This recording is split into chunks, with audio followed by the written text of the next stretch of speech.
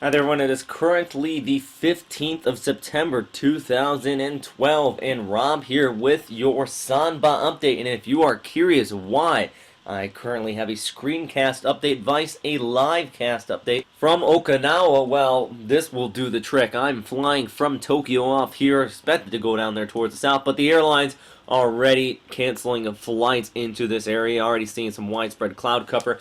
Just talked to James Reynolds not too long ago. He was talking about squally conditions and thunderstorm activity already occurring on the island of Okinawa here. And if we pull up the radar imagery from the island of Okinawa here, you can see that that is definitely the case. Some upwards about 50 to 80 millimeters of heavy rainfall in these outer rain bands. I was actually hoping these outer rain bands would hold off until the bulk and that heaviest precipitation and the gustiest winds approached the southern Japanese islands, but already kicking up. So unfortunately, my flight has been canceled and I am remaining in Tokyo, but we're still going to get some good footage because James Reynolds flew in from Hong Kong yesterday, or actually 2 days ago, and he is there well ahead of time, so looking forward to that. Also, if we have any viewers out of Okinawa here or any of the southern Japanese islands and you want to share your information, please do so.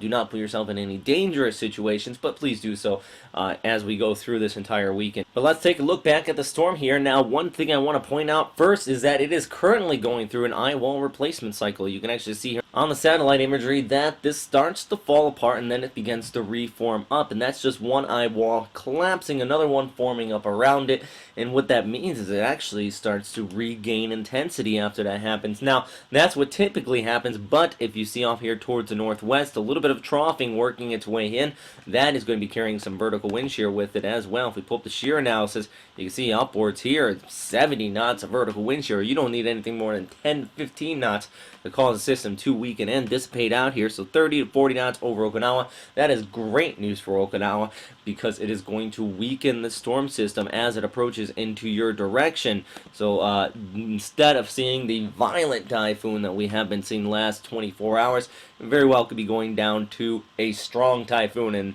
I know that doesn't really sound too much better, and it's not too much better. It's just going from destructive to semi-destructive. So as it continues to approach the islands here, you still want to be taking the proper precautions. You still want to be staying indoors to ride out this storm system. Make sure you have batteries, water, all of those good features in effect that will help you get through the next several days. Also have some food, non-perishable items, all the stuff that you know that you should have.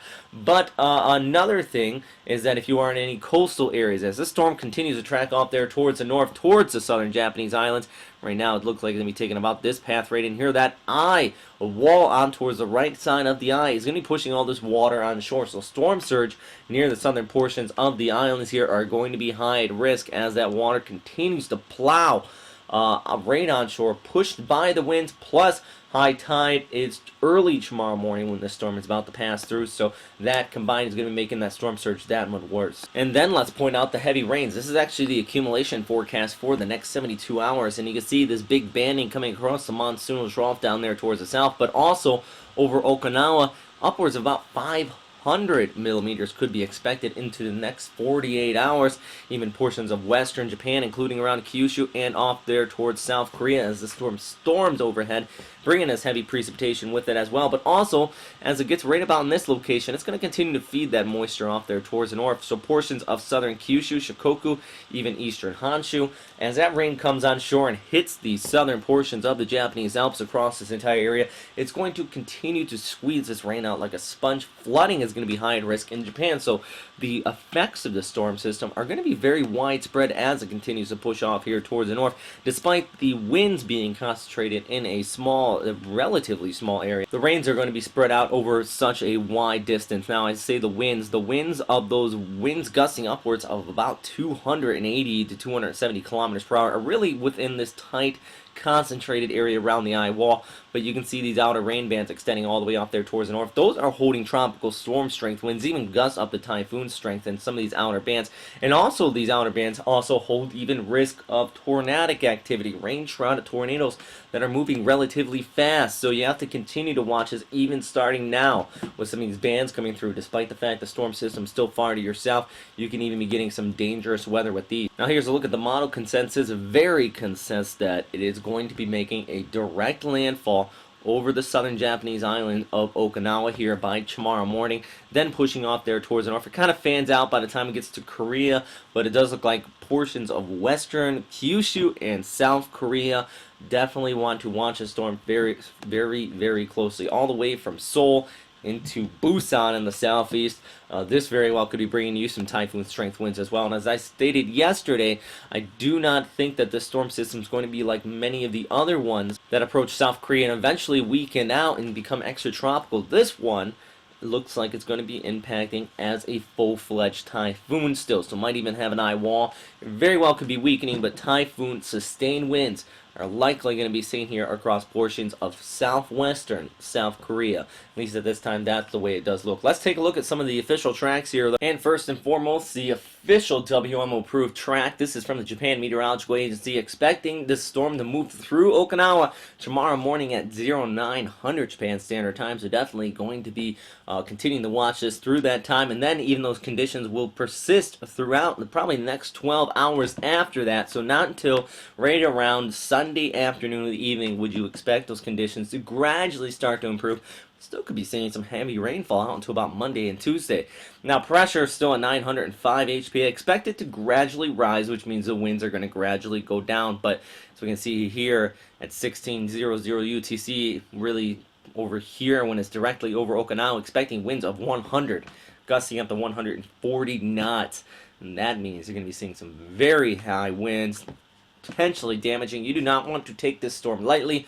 People I have talked to think that this storm is going to be quite like Bullivant. It is not going to be. This one is likely going to be worse, so you want to watch it very closely. And then this is from the Joint Typhoon Warning Center, not to be used for any official purposes, but just showing 110 gusting up to 135 knots currently, very similar to JMA, and also they expect it to continue to decrease in intensity, but for once it's actually quite weird. JTWC as winds lower at 1600 UTC time, vice JMA, and JMA actually uses a 10-minute versus 1 minute, so it's one of the things. Usually JTWC has higher winds, so I do think that still between 90 to 100 knot winds sustained very well could be happening in a concentrated area. That very well could spell some widespread damage, but also 50 knots or greater is expected across the entire island, and then 50 knots really is kind of the threshold I would use for when you basically, when you look outside, you go, wow, there is a typhoon here. 65 knots obviously is typhoon, but at that point, you don't go outside. It very well could be very dangerous. Don't even try to even comprehend using an umbrella at that point as well. It's not going to happen. But I guess with that said, that is all for right now, everybody. Thanks again if you have been watching all of my live updates here, all my cast updates as well, even on NHK World. I do apologize. I will not be bringing you live updates from the island of Okinawa, but as you can see here, that was a foolhardy attempt to try to get a flight down there this afternoon. So I will be here throughout the weekend, all the way up here in Tokyo at a nice, safe distance away. Good luck to all my friends down there, though, and please, if you have any questions, comments, or suggestions, post them in the comment box below, and stay safe out there. Have a good day.